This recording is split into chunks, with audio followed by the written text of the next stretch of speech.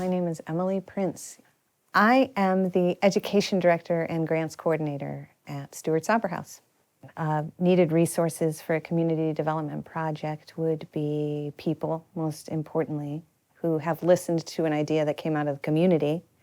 And from there, you have to determine money, capacity, and desire to have a good project, I think. But I think your number one resource is going to be your people. The people in your community who are passionate about your community, the people who are doing things. And it's not just about the people who live here or who are from here. There's an invaluable resource to be tapped from people who choose to live here, which I think can sometimes be left out somewhat, that those are your people who want to be a part of something, who want to be a part of your community, who want to help. They're a huge resource. So I would encourage people to tap that. You don't know who knows who or who knows what or how they can help. There may be somebody who might not be able to donate to a project, but who has access to the high school football team, and they can all move things for you. And that's, or the shop teacher who needs a project for his class, and they can build something for you. If you can provide materials, that people are hugely important, and they're going to get you to stuff. Do you want to have somebody to make meals, or we're going to do a potluck and have a meeting and get all together? I know somebody who works here and they can donate water for this thing, and those personal connections are what you're going to need and what all communities have. So a great tip for creating a budget, especially if it's your first time, is to find someone to help you. So that's number one. Number two is to determine how much you think everything's going to cost and then probably double it. But you can do research on these things pretty easily.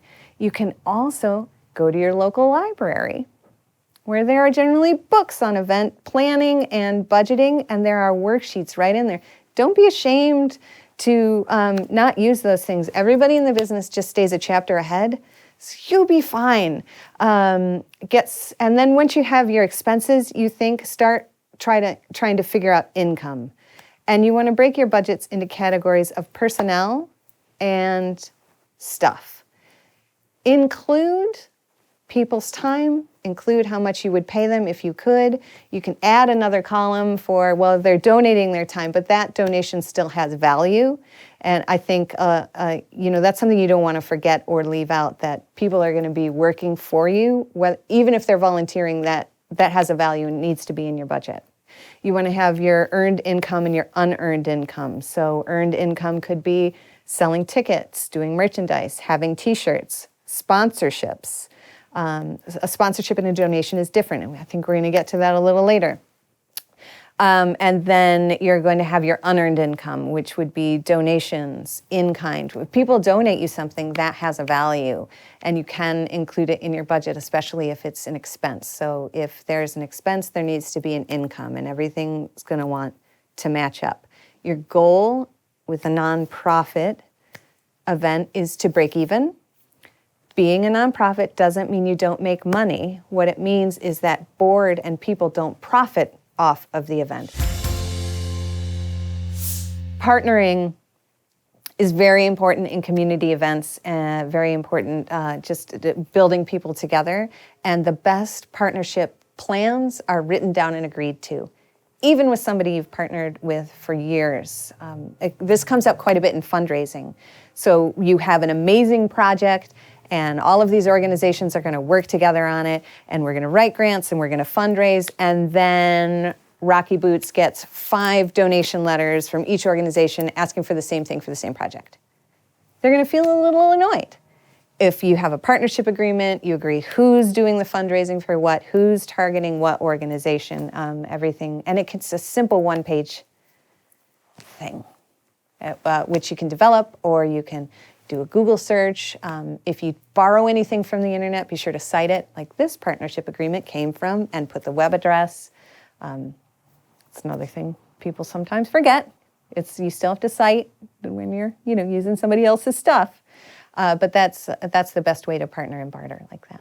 Bartering in communities comes up quite a bit and is pretty important. You can barter with other organizations.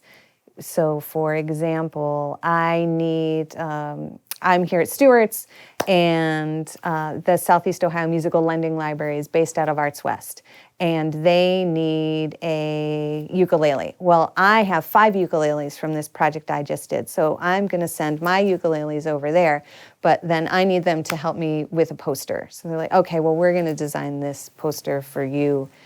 Sometimes these things are formal, sometimes they're informal. We at Stuart's have a lot of partners that where we trade services, and what you're doing is really playing to your strengths. You can also do that with local businesses sometimes if they're willing, or you know somebody where they can donate their services. Nelsonville TV Cable, for example, who donates their services to Stuart's Opera House, so we can have internet. All of these. Everybody has something, and you probably have something of value to somebody else, so it's easy to trade that way.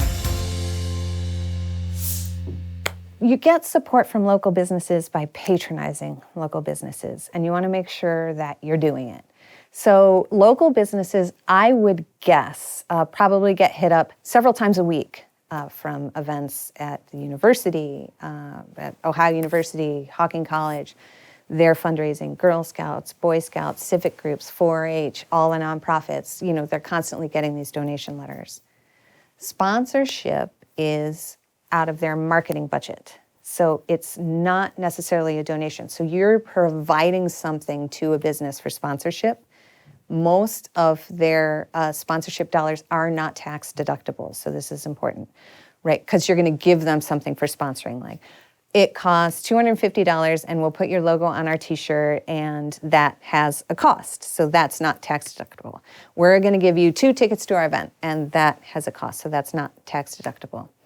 So you can ask the local business, what does a good sponsorship look like for you? What do you need to get out of this? And they'll tell you. And then you try to match that up to hit your goals from there. If they know that you shop there, if they know that your people shop there, if you have your demographic numbers of what this event will do, like you could take, for example, the Nelsonville Music Festival. We've got numbers of who comes. You know, we've got 8,000 people coming from literally all over the world. We know their zip codes. We know their age range. We have all this. So we can determine where they shop and what their interests are and the kind of money. And we can take this to companies and say, here we go. One challenge with our region is that we don't have big industry. And so it's a little bit more difficult for us to communicate impact to large corporations. So something like a Nissan. Nissan's going to say, well, you know, we sell 2,000 cars there per year. And I'll say, yeah, but our population's 5,600. So almost half of our population are driving Nissan. That's why it's important that. And you can even drill it down, like get super local. Like I would like some money from Hawking Valley Bank. And Hawking Valley Bank will say, well, those aren't our customers. We don't have a bank in Nelsonville. But Athens is 20 miles, you know. So it's a smaller scale, but you can scale that up. So knowing how to tell your story and to provide context for your numbers. But our local businesses here are extraordinary, and they really give more. It's just incredible how good they are. But you're not going to get high dollar sponsorships generally. I would never do a crowdfunding if I didn't know I couldn't already, if I didn't have the money, mostly. So if I'm going to do a $10,000 campaign, I'm pretty sure I can raise 5, and I've got somebody in the wings who's going to give me 5. So I'll say to them, look, I'm doing this crowdfunding campaign. I need $10,000. If we get down to the wire and it looks like we're not going to make it, can I count on you for this donation?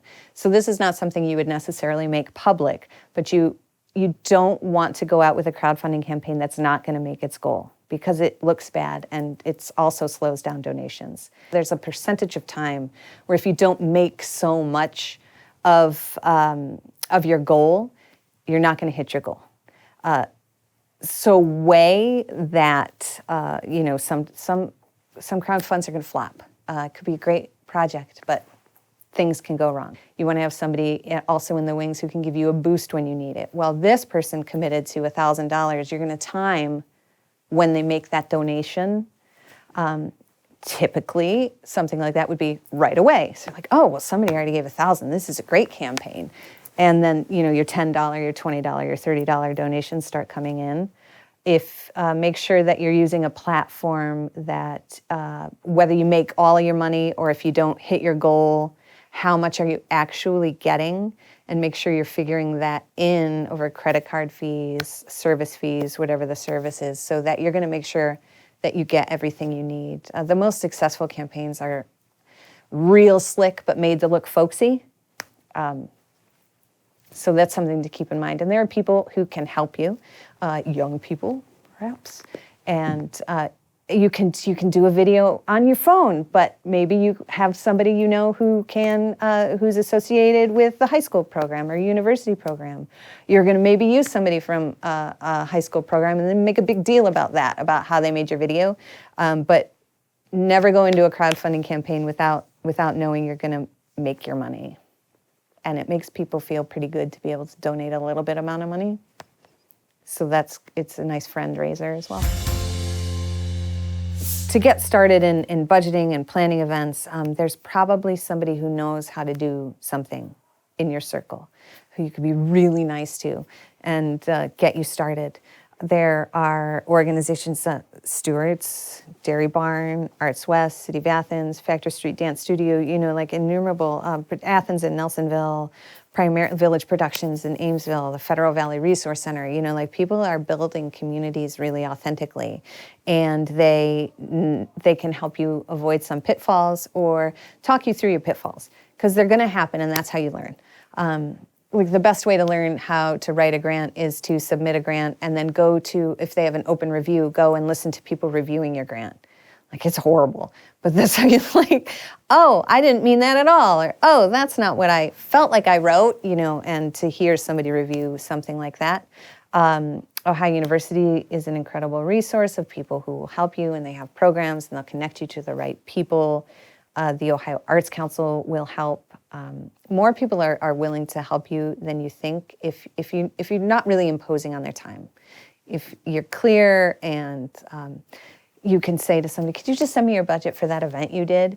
And they probably will. But if you want to get really complicated, that doesn't mean that. If you really want to get into knowing something, people, there are consultants and people who come and tell you this. You might say, I'd really love to put on a giant music festival. How much would it be for you to come and talk to my board? Would be a really appropriate ask over, come and tell me all your secrets of all this you've developed over years, But people will help.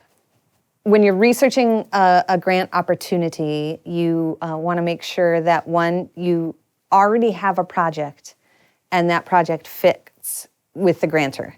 So you don't want to invent a project for money. So there's already something you want to do. So you're matching that with your granting organization. Always call the granting organization first. Unless on their website they say, please don't call us.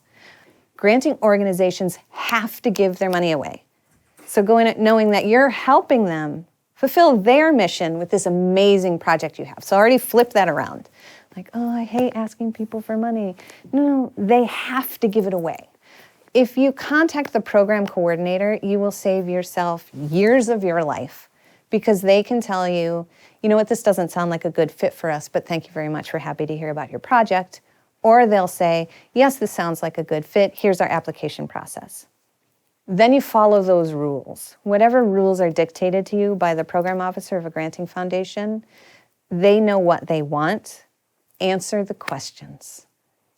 It's so simple. You just have to answer their questions.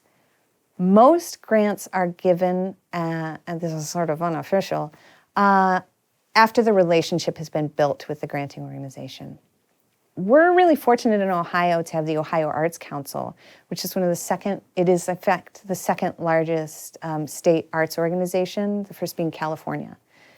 the Ohio Arts Council gets the second largest National Endowment for the Arts grant per year, right?